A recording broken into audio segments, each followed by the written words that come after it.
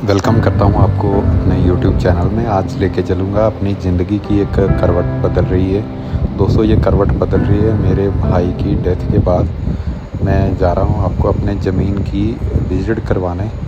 दोस्तों सबसे पहले मैं जाता हूँ, ये है मेरे भाई साहब गगनदीप सिंह संधू, और मैं जाता हूँ पहले अपनी मेरा ज़मीन पे, जहाँ का ट्यूबवेल मेरे भाई को रह रह के याद कर रहा है। और हमारी दोनों की यादें यहाँ बहुत ज़्यादा जुड़ी हुई हैं, हमारे चाचा जी की और हमारे पिताजी की।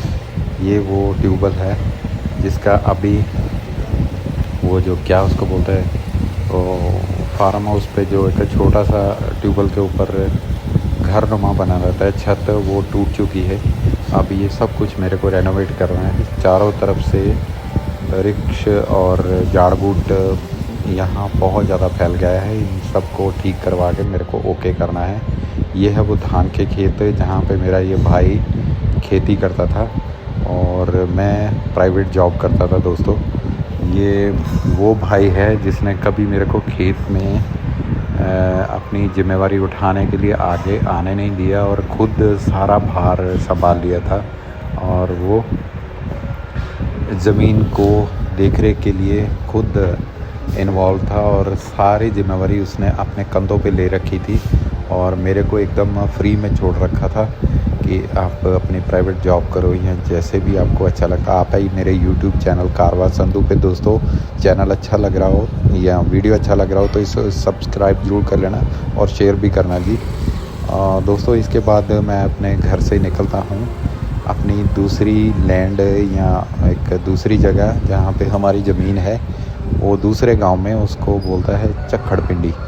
और जैसे मैं अपने घर से निकलता हूँ अपने मोहल्ले से, तो सामने मेरे घर के ट्रेन का वो एक ट्रैक है, उसके मैं लेफ़्ट साइड में आगे बढ़ जाता हूँ। और जैसे थोड़ा आगे बढ़ता हूँ तो हमारे यहाँ हरिजन परिवारों की कम्युनिटी की एक कॉलोनी है। इस ओर सब हरिजन फैमिली रहती हैं और इसको मैं क्रॉस करता हुआ धीरे धीरे आगे बढ़ता चला जाता हूँ अपनी ज़मीन के लिए। दोस्तों जैसे मैं थोड़ा आगे जाता हूँ तो ये हमारे गांव का प्राइमरी स्कूल था सबसे पहले। अभी यहाँ पे लोगों ने कब्ज़ा कर लिया है। यहाँ वो लोग जिनके घर के ऊपर छत नहीं, वो यहाँ पे आके रहने लग पड़े हैं। तो ये सब देखता हुआ मैं अपने गांव के आउटर ट्रैक में आगे बढ़ता चला जाता हूँ। लेफ़्ट साइड में लंबड़दार मनोहर लाल जी का भी घर आता है और फिर उसके आगे चला जाता हूँ और आगे आ जाते हैं गुज्जर कम्युनिटी के घर। जो हमारा ये निकासी आता है नीचे, उसके किनारे के ऊपर आमों का बहुत बड़ा बगीचा था और लगभग मेरा ख्याल है 1 एकड़ के लगभग ये एरिया था जॉइंट फैमिली का। अभी आम के पेड़ निकल गए हैं और उनकी जगह पे हल्का हल्का किसी ने कंस्ट्रक्शन कर ली है, हवेली बना ली है। ये और है गुज्जर कम्युनिटी का घर और उसके सामने है ये मेरा एक प्लॉट जिसमें मैंने अभी हरा चारा या बाजरा लगा के रख छोड़ा है, जो यही गुज्जर कम्युनिटी यहाँ से काट के ले जाती है और फिर अपने वहाँ से हमें रेगुलर दूध देती है। उसके बाद दोस्तों मैं रेलवे ट्रैक के बाजू चलता हुआ गड्डी का टाइम तो नहीं आ रहा और ज़मीन की ओर बढ़ता चला जाता है ना। अभी उत्ते जाइए तो आ जाए। प्यारे दोस्तों मुझे आज भी अपने बचपन के ये दिन याद हैं जब गांव के बड़े बड़े विद्यार्थी जो या लोग जो इस पुल से नीचे छलांग लगाते थे बरसातों में, जब यहाँ इस नहर में बहुत ज़्यादा पानी आ जाता था।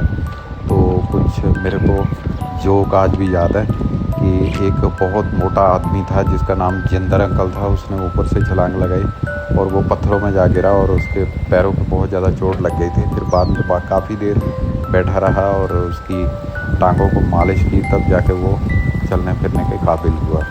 लेकिन एनी हो दोस्तों, बचपन की शरारतें कई बार सीरियस हो जाती हैं और बंदे को भुगतनी पड़ती हैं बाद में।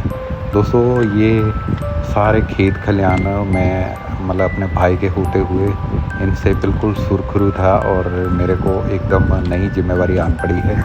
इन बिटवीन मैं रेलवे ट्रैक से राइट साइड की ओर क्रॉस करने के बाद आगे बढ़ता हूँ, जो एक घने जंगल के रूप में झाड़ियाँ दोनों तरफ फैली हुई थी। इनको क्रॉस करता हुआ मैं आगे अपने खेत की तरफ जाऊँगा, जहाँ पे धान लगी हुई है, खाली ये इंस्पेक्शन करने के लिए कि वो अभी कैसी है। बगैर मैंने किसी मेहनत किए मेरे भाई ने ही किसी आदमी को ये धान लगाने के लिए चौथे हिस्से पे दिया है। कि देखते हैं अभी वो किस तरह से खेत की या फसल की टेक केयर कर रहा है। दोस्तों ये सब, और निकासी के दोनों बैंक पे किनारों पे सफ़ेदे के वृक्ष लगे हैं और ये सारा अंडर है डिपार्टमेंट ऑफ वन और उस संरक्षण विभाग के अंदर, जो इसको टाइम टू टाइम देख रेख करता है जी। ये एक और सामने राइट साइड पे गुज्जर कम्युनिटी का एक डेरा है, जिसको मैं क्रॉस करता हुआ आगे अपने चक और फसल की तरफ और अपनी ज़मीन की तरफ बढ़ जाता हूँ। दोस्तों ये भाई गर्मियों के दिनों में मेरा भाई गगनदीप सिंह इस खेत और वो सामने जो वृक्ष है वहाँ पे चारपाई डाल के फसल की पूरी देखरेख किया करता था और पूरे गांव में सबसे ज़्यादा फसल मेरे भाई की होती थी। और अभी सब लोग उसको मिस कर रहे हैं। इनफैक्ट सबके साथ मैं उसको सारी ज़िंदगी मिस करूँगा कि ऐसा भाई परमात्मा और भगवान सबको दे, जो एक योद्धा, एक दिलेर और एक बेखौफ आदमी था और हर बात में एक्सपर्ट। वो खेती बाड़ी में नंबर 1 था, वो खाना बनाने में नंबर 1 था, ट्रैक्टर की जुताई में नंबर 1 था, वो ताश में नंबर 1 था, वो हंसी मजाक में नंबर 1 था। और वो कौन सा फील्ड है जिसमें वो नंबर 1 नहीं था। दोस्तों वो उसका कद लगभग 6.25 फुट के लगभग था और वो हम जैसे 2 आदमी मिला के अकेला आदमी था और वो किसी छोटी मोटी चीज़ की या दुख की परवाह नहीं करता था और एकदम उसको हंसी में और मजाक में उड़ा देने वाला एक जिंदा दिल इंसान था। दोस्तों ये हमारा दूसरा ट्यूबवेल है चक्खड़ पिंडी वाला, जो अभी इस वृक्ष की एक टहनी गिरने की वजह से अभी हल्का सा टूट चुका है। ये भी मेरे को रेनोवेट करना है। दोस्तों इस बार भाई को बीमारी के पीछे उसके भागा दौड़ी में खेत की और टेक केयर नहीं हो पाया, इस वजह से हमारी फसल सबसे लेट लगी है। और ये थैंक गॉड हम फिर भी रीज़नेबल पोजीशन में आ गए हैं, लेकिन हमारे जो कंपटीटर हैं या दूसरे किसान हैं उनकी फसल बहुत अच्छी है और हम अभी बिलो द मिडल लेवल जो है फसल के उसमें भी नहीं आए हैं। लेकिन एनी हो, ये फ़ायदे और नुकसान सब भगवान के हाथ में है और इनफैक्ट जब वो इंसान के ऊपर कृपा करता है तो सब घाटे और कमियां दूर हो जाती हैं। वो सामने एक आम का पेड़ है जो मेरे भाई ने ही लगाया था इस चक्खड़ पिंडी वाले ट्यूबवेल पे, और ये सामने एक रोड है, लिंक रोड है, जो दीनानगर से तारागढ़ की और गांव की ओर जाती है, फिर वहाँ से आगे J&K को कठुआ की तरफ निकल जाती है। दोस्तों ये बड़ा सा एक प्लॉट जो है ये हमारा धान का खेत है। दूसरा जिस रोई बोलता है, हमारे बचपन के टाइम में यहाँ कभी हमारे पिताजी बरानी ज़मीन होने की वजह से यहाँ पे खाली गन्ने की खेती ही करते थे, लेकिन मेरे भाई ने इसको पूरी तरह से आबाद कर दिया और मैं उम्मीद करता हूँ मेरा भाई जहाँ रहे वो आबाद रहे, भगवान उसको जन्नत और स्वर्ग में जगह। प्यारे दोस्तों ये है हमारा रोड के ऊपर दीनानगर तारागढ़ हाईवे के ऊपर, हाईवे तो नहीं कहेंगे कि लिंक रोड ही है, इसके ऊपर एक प्लॉट है आधा एकड़ का। फ्रंट में यहाँ भी धान लगी है, लेकिन उस क्वालिटी और उस लेवल की नहीं है जिस लेवल की मेरा भाई यहाँ पे उगाया और बोया कर।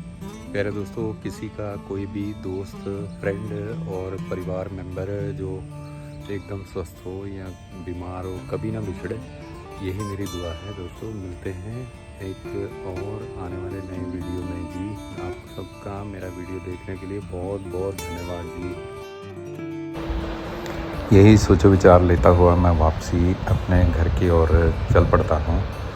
और दोस्तों चलता हूँ तो ढेरों सारी जिम्मेवारियाँ मेरे कंधे पे हैं और ढेरों सारे विचार मेरे दिमाग में हैं कि किस तरह से ये खेती को अब किया जाए, क्योंकि सबसे बड़े चैलेंज जैसे फुल सेटअप इम्प्लीमेंट और औजार के लिए जो खेती के लिए ज़रूरत है करने के लिए, जो अभी मेरे पास नहीं है। वो एक छोटा टास्क नहीं है, बहुत बड़ा टास्क है। 10 या 12 लाख का टास्क है, लेकिन अपने पास अभी फूटी कौड़ी भी नहीं। तेज़ लहरों के डर से कभी नौका पार नहीं होती।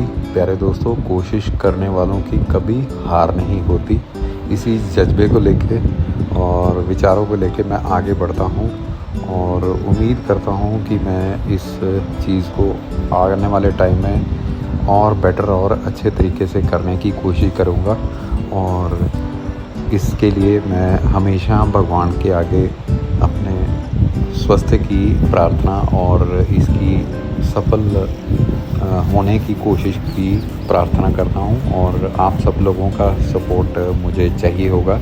दोस्तों मेरे को साथ दीजिए, मैं ये जिम्मेवारी पूरे अच्छे ढंग से निभा पाऊँ और निभा दूँ। दोस्तों ये एक कहने और सुनने की बातें हैं, लेकिन फिर भी हमें ये काम मेरा टास्क है।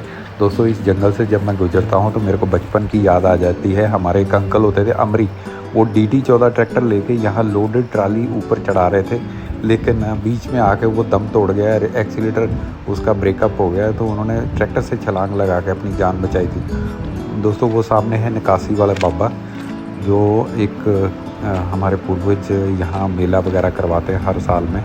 तो जैसे मैं ट्रैक पार करता हूँ तो इसके नीचे एक पत्थर की बहुत बड़ी सिल्ली थी, और जब हम बचपन में यहाँ खेला करते थे तो बहुत सारी लेडीज़ गांव की यहाँ आके कपड़ा धुलाई करती थी उस सिल्ली पे। और बहुत सारे गांव के जितने भी लोग अपने पशुओं को पानी पिलाने के लिए इसी निकासी में आके साफ़ पानी पिलाते थे। लेकिन अनफॉर्चुनेटली आज की डेट में फैक्ट्रीज़ और शहर की गंदगी इस निकासी में डाल के इसका सारा पानी गंदा और पोल्यूटेड कर दिया गया है पिछले काफ़ी सारे सालों से।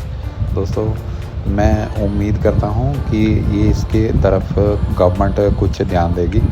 ये वही रेलवे ट्रैक है, एक टाइम में यहाँ पे मिलिटेंटों ने बम इस पटरी पे रख दिए थे, लेकिन टाइम रहते गांव की पब्लिक जो इधर उधर ट्रांजैक्शन में आती जाती रहती, उन्होंने इसका पता लगा लिया और पुलिस को बोल के इसको डिफ्यूज़ करवा दिया था। दोस्तों ऐसी इंसानियत के ख़िलाफ़ जाने वाली इन एक्टिविटी को मैं घोर निंदा करता हूँ और उनका विरोध करता हूँ। आप कैसा समझते हैं कि ये जो इंसानियत के ख़िलाफ़ काम करते हैं वो वाकई में एक नेगेटिव एक्ट है, और हमें उनको पॉजिटिव माइंड में कन्वर्ट करने के लिए आगे आना चाहिए और जगह जगह सेमिनार करने चाहिए। सामने वो एक ग्राउंड है जो हमारे गांव के बच्चे वहाँ खेलते हैं जी, और बड़ी कैजुअल मैनर में है। उसके ऊपर कोई स्टेडियम नुमा कुछ बाउंड्री नहीं की गई और ना ही वहाँ कुछ बैठने के लिए स्थान है।